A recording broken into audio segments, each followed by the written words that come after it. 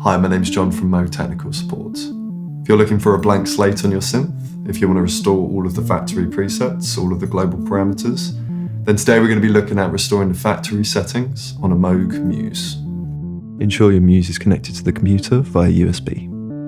Enter disk mode by powering on the synth while holding down the select push encoder.